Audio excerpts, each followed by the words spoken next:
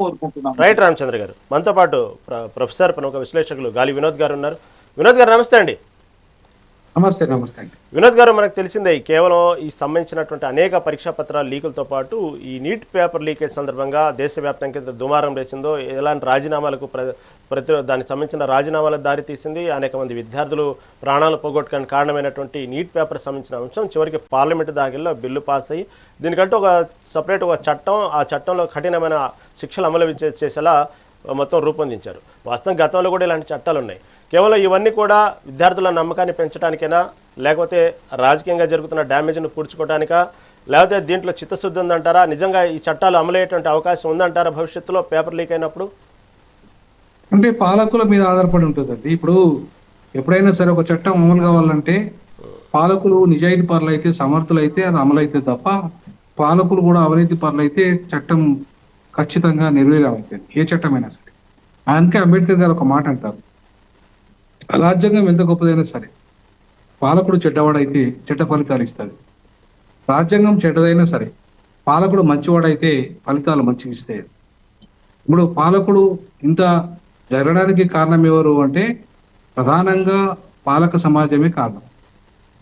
ఈరోజు ఒక్కొక్క పోస్టుకు ఇవాళ కీలకమైన పోస్టులన్నీ కూడా లక్షల కోట్ల మీదనే అమ్ముకుంటున్నారు.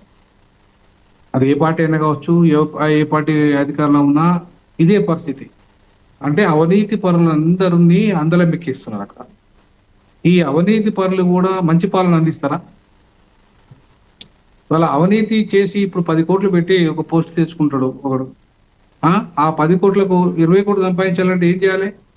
ఇట్లాంటి పేపర్ లీక్ చేసి అమ్ముకోవాలి. కాబట్టి ప్రభుత్వం నువ్వు పోస్ట్ అమ్ముకోవడమే నేరం. మరి ఇవాళ పేపర్ లీక్ చేసిన చట్టం ఉంది, మరి ఇవాళ ఈ పోస్ట్ అమ్ముకొని రాజకీయంగా పోస్టులు దుర్మార్గులకు అమ్ముకునే సిస్టమ్ ఏదైతే ఉందో, ఈ అవినీతి రాజకీయాలని ప్రక్షాళన చేయకుండా ఈ చట్టాలతో ఏదో ఒరిగిపోతుందని చెప్పేసి అయితే నేను భావించాను. ముందు ప్రక్షాళన చేయాల్సింది ఈ అవినీతి రాజకీయాలని. ఇంకొకటి ఏంటంటే ఇవాళ నీట్ పేపరు అసలు నేనైతే నీటి పరీక్షనే రద్దు చేయాలంటున్నా. నీట్ పరీక్ష అనేది ఒక వేస్ట్. మనం గతంలో ఇంటర్మీడియట్ మార్కులతోని ఎవరైతే ఇచ్చారో మనకి ఇంటర్మీడియట్ అంటే నేను intermediate exam first time EAMCET వచ్చింది. సో అంతకంటే ముందు దాకా కూడా పారదర్శకంగా మెరిట్ మీద విద్యార్థులకు ఇచ్చారు. ఏ కోచింగ్ లేదు, ఏం లేదు. ఇంటర్ పాస్ అయ్యారు, మేధస్సుతో మంచి మార్కులు తెచ్చుకున్నారు, మంచి చదువుకున్నారు, వాళ్ళకు ఎంబీబీఎస్ సీట్లు ఇచ్చారు. మరి వాళ్ళ ఎందుకంటే ఎంట్రన్స్ పెట్టాలి?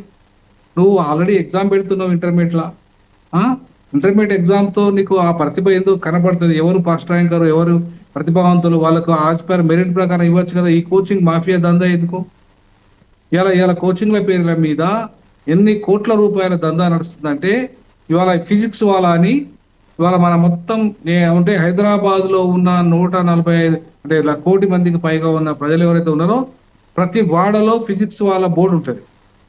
ఎవడండి ఫిజిక్స్ వాళ్ళ? ఎక్కడికి వెళ్ళి వచ్చాడు?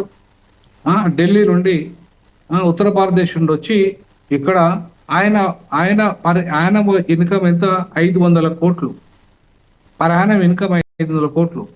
500 కోట్ల రూపాయలు అవసరం ఏంటండి? ఫిజిక్స్ కోచింగ్ 500 కోట్లు సంపాదించుకున్నాయి.